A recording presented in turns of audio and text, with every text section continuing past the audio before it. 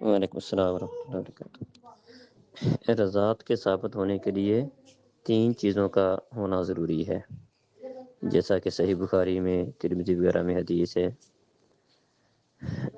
ایک تو یہ کہ دودھ بچے نے اس عورت کا دودھ پینے کی عمر میں پیا ہو، اور دوسری بات یہ کہ وہ دودھ کم از کم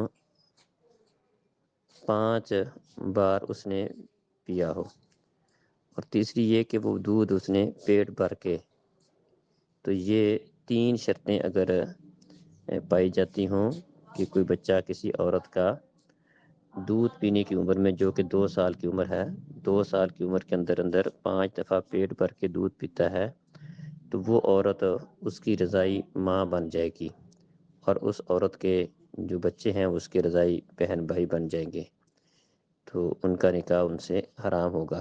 اگر یہ شرطیں نہیں ہیں، دودھ 1 دفعہ 2 دفعہ پیا ہے یا خالی منہ لگا کے چھوڑ دیا ہے، تو اس سے رضاعت ثابت نہیں ہوتی۔ کم از کم 5 دفعہ پیٹ بھر کے دودھ پینے سے رضاعت ثابت ہوگی۔ السلام علیکم۔